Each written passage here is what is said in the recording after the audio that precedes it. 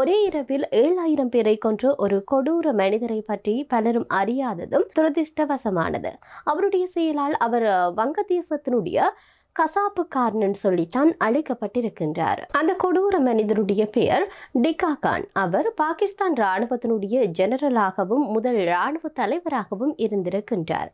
டிகா கான் பிப்ரவரி மாதம் 10ஆம் தேதி 1915ஆம் ஆண்டு ராவல்பிண்டியில் பிறந்திருக்கின்றார். டிகா கான் 1935இல் பிரிட்டிஷ் இந்திய ராணுவத்தில் சேர்ந்தார். இந்தியா பாகிஸ்தான் பிரிவினைக்கு பிறகு டிகா கான் பாகிஸ்தானுக்கு சென்று அங்குள்ள ராணுவத்தில் மேஜரானார். 1969ஆம் ஆண்டு யக்யா கான் பாகிஸ்தானுடைய ஜனாதிபதியான பிறகு டிகா கான் கிழக்கு பாகிஸ்தானுக்கு, அதாவது தற்போதைய வங்கதேசத்திற்கு தான் அனுப்பப்பட்டிருக்கின்றார். டிகா கான் கிழக்கு பாகிஸ்தானுக்கு அனுப்பப்பட்டதன் நோக்கம் அங்கு நிலவி வந்த தனிநாடு கோரிக்கையையும் கிளர்ச்சியையும் அடக்குவதற்கு தான். அவர் அங்கு சென்றவுடன் டிகா கான் தன்னுடைய கடுமையான ராணுவ நடவடிக்கையை தொடங்கினார். அதற்கு ஆபரேஷன் சஸ்லைட் என்றுதான் பெயரிட்டார். வரலாற்று குறிப்புகளின்படி பார்க்கிற போது டிகா கான் இந்த கிளர்ச்சியை அடக்க கடுமையான ராணுவ வழிமுறைகளை பின்பற்றினாராம். கிளர்ச்சிகளை அடக்க அவர் டக்காவில் ஒரே இரவில் 7000 பேரை கொண்டிருக்கின்றாராம். இதில்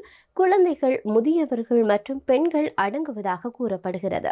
இந்த சம்பவத்திற்கு பிறகு டைம்ஸ் பத்திரிகை டிகா கானை வங்கதேசத்தினுடைய கசாப்புக்காரன் என்றுதான் அழைத்தது. வங்கதேசத்தில் நடந்த இந்த இனப்படுகொலை தொடர்பில் ராபர்ட் பெயினும் ஒரு நூலையும் எழுதியிருக்கின்றார். இந்த நூலில் 1971ஆம் ஆண்டு வங்கதேசத்தில் காட்டுமிராண்டித்தனம் உச்சத்தில் இருந்ததாக கூறப்படுகிறது.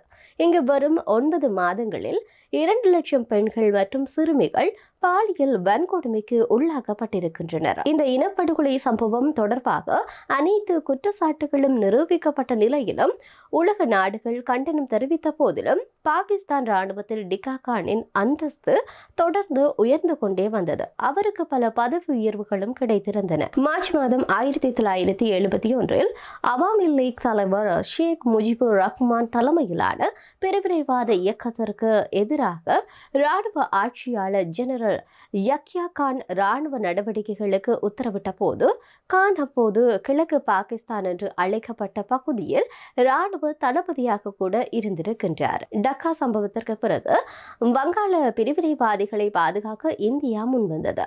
இதனைத் தொடர்ந்து டிசம்பர் மாதம் 3ஆம் தேதி 1971ஆம் ஆண்டு போர் வெடித்தது. 12 நாட்களுக்கு பிறகு கிழக்கில் பாகிஸ்தான் சரணடைந்தது. கிழக்கு பாகிஸ்தானின் 1970 தேர்தல்களில் வெற்றி பெற்ற ரஹ்மான் சுதந்திர வங்கதேசத்தினுடைய பிரதமராக நியமிக்கப்பட்டார்.